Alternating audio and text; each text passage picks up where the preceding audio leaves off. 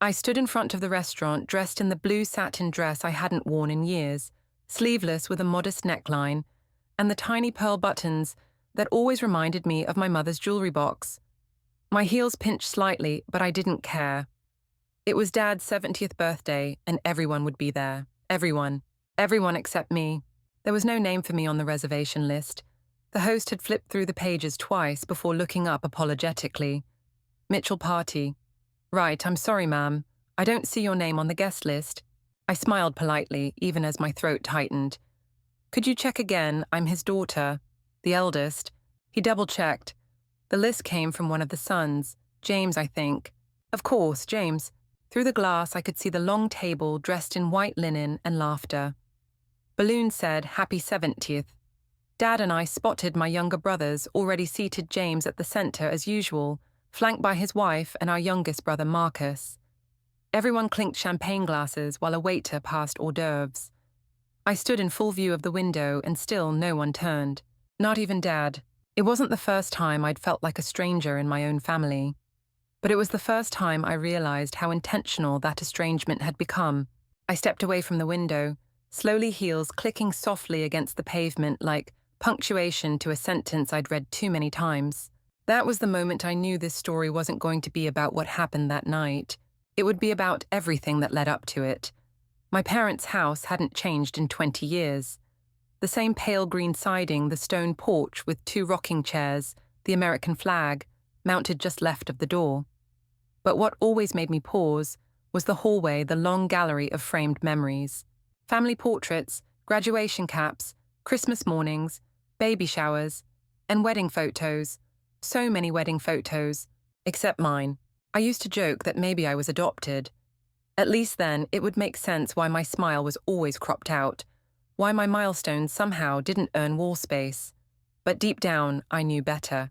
It wasn't that I was forgotten, it was that I didn't fit the frame they'd built. There was one photo, Christmas 2012, where you could just barely make out the side of my face behind a pillar. I remember that day vividly. I had flown home between client meetings, delayed 2 contracts, and arrived late because my rental car broke down. But I made it. I still showed up. James had brought a slideshow that year. The Mitchell family through the years, he'd called it. Everyone laughed and clapped. But in 15 minutes of photos, I only appeared twice. Once as a toddler, once as a blurry figure behind Mom baking cookies. I didn't say anything. I smiled, clapped with everyone else, and later helped with the dishes, while James and Marcus toasted scotch with Dad in the den. It's funny what you normalize when you grow up inside of it. I wasn't the black sheep. No, that would have been easier. Black sheep are at least seen. I was the ghost in the room, useful when needed, forgotten when inconvenient, and always expected to be okay with it. Growing up, I was the dependable one, the straight-A student, the helper, the one who didn't throw tantrums, didn't skip class, didn't get caught sneaking out. I earned medals for science fairs and volunteered at the library on weekends. When Mom had migraines, I made dinner. When Dad worked late, I helped James with his math. But no matter what I did, I was never the star of the story. James was the golden boy, the athlete, the class president, the storyteller who always knew how to make people laugh. Marcus was the baby, the charming wild card who got away with everything because he's just young. But me, I was reliable, predictable, invisible. In high school, I got into my dream college on a full scholarship. No one threw a party. There was no big dinner or even a cake. But when James got into community college, 2 years later, Mom framed his acceptance letter and cried for a week. I used to think maybe I was just imagining the imbalance, that maybe they were just proud in different ways. But the truth became harder to ignore over time. Like the time I was asked not to speak too long at Grandpa's memorial because James was planning something special. Or when I offered to help plan Marcus's wedding, and his fiancée told me, we want it simple, not too structured. Structured, that was code for not your kind of energy. I've always been told I'm intense, too driven, too direct, too much. But that's only because I was never allowed to take up space. So I became smaller, quieter, until I couldn't recognize myself anymore. 3 years ago, we had a family Zoom call for Dad's retirement. It was supposed to be casual, a just US moment, since the official ceremony was postponed due to travel restrictions. I remember logging on 5 minutes early, hair done, wearing the navy blazer I wore to board meetings. I had prepared a short toast, something thoughtful but warm. I even bought a bottle of Dad's favorite bourbon to raise on camera, thinking maybe it would mean something. By the time it was my turn to speak, James had already delivered a 10-minute monologue filled with jokes and stories. Marcus played guitar and sang something off-key but heartfelt. Even Mom read a short poem. Then came the awkward silence. I smiled, expecting my cue. But then James said, "All right, let's wrap this up, yeah. I think Dad's tearing up." And that was it. My name wasn't called. My square on the screen just stayed silent. I unmuted myself. Wait, I actually wanted to say something. Then someone muted me. It didn't show who. Just that little grey mic icon crossed out. And no one unmuted me again. I stared at the screen for 5 more minutes, hoping someone would notice. Hoping someone would care. They didn't. I exited the call without saying goodbye. No one followed up. No one asked what I had wanted to say. Not even Dad. That night, I cried in the shower, more out of confusion than grief. I couldn't tell if I was being punished for being too much, or if I just didn't matter enough to notice. Either way, the silence wasn't accidental.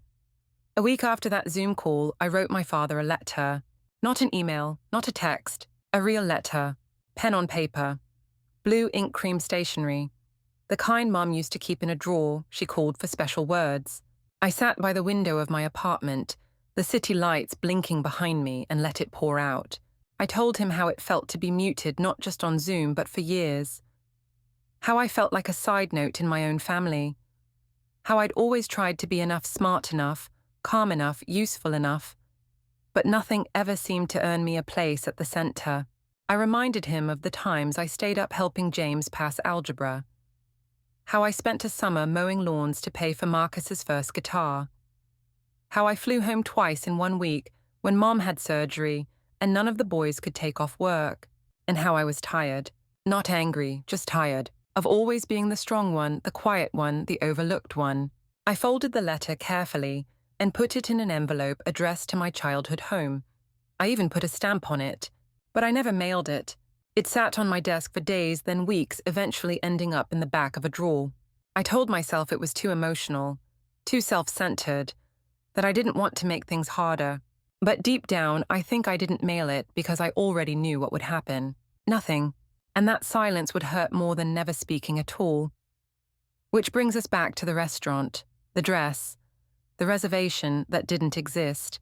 I stood just outside the tinted window, holding the gift I'd wrapped the night before, an old photograph of Dad and me fishing when I was 6. I'd found it tucked into an album in Mom's attic last summer, scanned it, cleaned it up digitally, and had it printed on canvas. I even had it inscribed to the man who taught me how to cast a line, even when no one was biting. I thought it was clever, sentimental, personal. But now, under the dim glow of the awning, it felt like a joke. A gesture for a version of my father that maybe no longer existed. Inside, the table sparkled with wine glasses and laughter. James stood to give a toast, his hands animated as ever. Everyone raised their glasses. My name wasn't mentioned. Even the cousins were there. The ones I hadn't seen in 3 years. I caught a glimpse of Mom dabbing her eyes, Marcus leaning in to kiss her cheek, and I stood there outside alone. I thought about walking in anyway, causing a scene, demanding acknowledgement, but that wasn't who I was anymore. The humiliation didn't come from being excluded, it came from finally accepting that it was deliberate. And still, I didn't want to make it about me, so I placed the gift gently on the hostess stand with a note for Dad, from Alex. No signature, no explanation. I walked away before they could see me. The worst part, no one called afterward to ask why I didn't show up. Not one. 2 blocks from the restaurant, I ducked into a dim little bar I hadn't planned to enter. The kind with sticky tables, a jukebox that only played sad country songs, and a bartender who knew how to pour without asking questions. I took a seat in the corner, still in that satin dress, heels kicked off under the stool. The first drink burned going down, but it silenced the lump in my throat. "Alex," I turned. Across the bar stood Ethan Myers, tall, scruffy older, now but unmistakably familiar. He'd been 2 years ahead of me in high school, captain of the debate team first boy, whoever told me I was intimidating in a good way.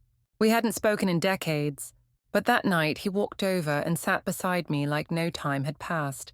"You look like someone who just buried a dream," he said gently. I smiled. I think I buried a version of myself. I told him everything. The letter, the Zoom call, the muted mic, the birthday dinner that wasn't mine to attend. He listened, really listened, not trying to fix anything, just witnessing it. And when I paused to breathe, he said something that stuck. "You always did shine too bright for people who like the dark." We laughed softly, like we were both in on a secret. Before I left, he slipped a napkin across the bar. "Don't shrink for them. Build your own table."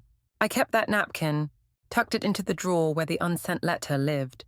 That night, for the first time in years, I fell asleep without replaying every word I didn't say. 2 months later, I hosted my own dinner. No occasion, no milestone. Just an invitation with 4 words handwritten in gold ink. "Come as you are, always." I rented out a long farmhouse table at a vineyard just outside the city. Wooden beams overhead, soft string lights, the kind of place that made people breathe deeper. I invited no one out of obligation, no relatives, no people who had to be convinced of my worth. Instead, I invited the ones who had seen me, truly seen me, even when I didn't see myself. My former college roommate who cried with me during finals week. A colleague I once defended when she was talked over in a boardroom. A single dad I helped through a custody battle just by showing up and saying, "You're not alone." And Ethan, he brought wine. We sat under the stars that night, laughing without filtering, clinking glasses not in performance but in presence. The food was warm, the music soft, the air honest. When someone asked what the dinner was for, I simply said, "To honor the people who never asked me to be smaller." There was no toast, no slideshow, no need to prove anything. Just a fullness I hadn't felt in years. And somewhere between the main course and dessert, I realized something strange. I wasn't grieving my family anymore. I was grieving the years I spent begging them to see me. Now I didn't need them to, because finally I saw myself. A week after the dinner, my phone rang. It was my mother. I let it go to voicemail. She called again the next morning, and again that evening. On the third ring, I picked up not out of readiness, but out of curiosity. "Alex," her voice was cautious, polite. "Yes, Mom. I heard you stopped by, at Dad's birthday." I didn't answer right away. She continued, "You should have come in. Everyone would have loved to see you." The silence between us stretched thin like brittle glass. "I wasn't invited," I said calmly. A pause, then a shaky exhale. "I didn't know that." "I believe you," I replied. And I did. She never organized anything. She let the boys handle it all as she always had.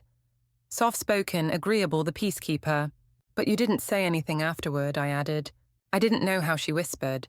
There it was, the quiet truth, the learned helplessness, the avoidance she'd passed down like a family recipe. "Don't stir the pot. Don't ask why. Just keep setting the table." "I'm sorry," she said, voice trembling. "I'm not angry," I told her. "I just can't keep trying to belong to people who only know how to love the parts of me that make them comfortable." She started to cry, real open sobs. And yet, I didn't cry with her, because for the first time in my life, her pain didn't feel like mine to carry. I let her cry. And when she was done, I said, "I'm okay, Mom. I promise. I just don't live in that house anymore, not even in my mind." Then I hung up, and I didn't feel guilt. I felt free. A month later, Marcus sent me a text. "Hey, we're updating the family photo wall. Want to send a recent pic of yourself?" It was a strange gesture. Maybe an olive branch, maybe guilt, maybe just logistics. I stared at the message for a while. It wasn't that I didn't have a good picture. I had plenty. I'd just had a portrait taken at the dinner, with friends, sunlight on my shoulders, eyes soft but certain. The photographer had captured something I hadn't seen in myself before peace. But I didn't send it, not out of spite, out of clarity, because I finally understood I didn't want to squeeze into a frame that had never been built for me. Instead, I printed that photo and placed it on my own wall, above the desk where I now wrote every morning. The caption underneath read, "Here I am, no edits, no permission needed." I still visited my parents' house now and then. I helped with paperwork. I brought soup when Mum was sick. But I stopped waiting for things that would never come. Apologies that were too late. Acknowledgements that were too small. Love that only knew how to show up on holidays. One Sunday afternoon, while dusting shelves, I noticed something new. A small frame had been added to the end of the hallway. It was a picture of me holding a wine glass laughing. I hadn't sent it. Ethan had. He'd printed it from his phone and mailed it to Dad with a note that read, "This is your daughter, and she's doing just fine." Dad called on a quiet Wednesday. "Alex," he said after clearing his throat, "I was wondering if you'd like to come to dinner this weekend. Just the 5 of us.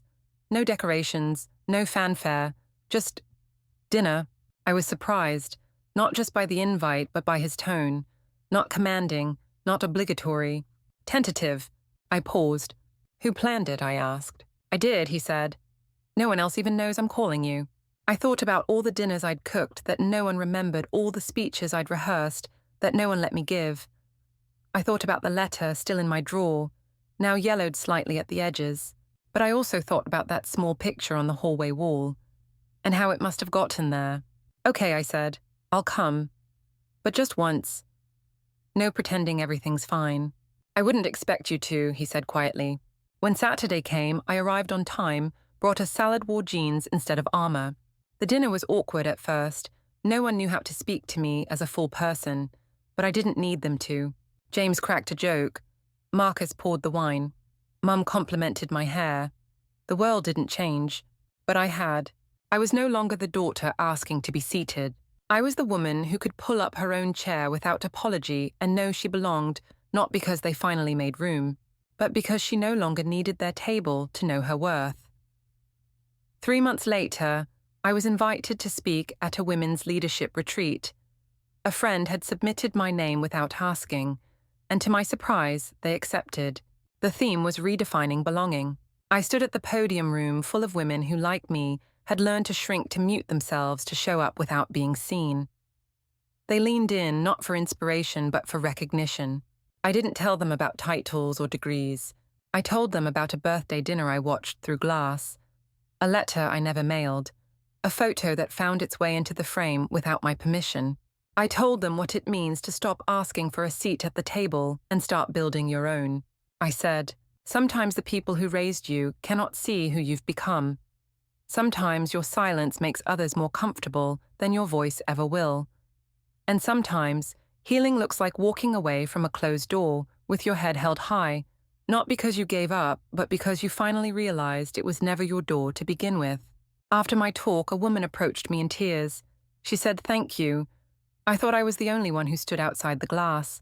I held her hand and replied, "We've all been outside the glass, but we don't have to stay there."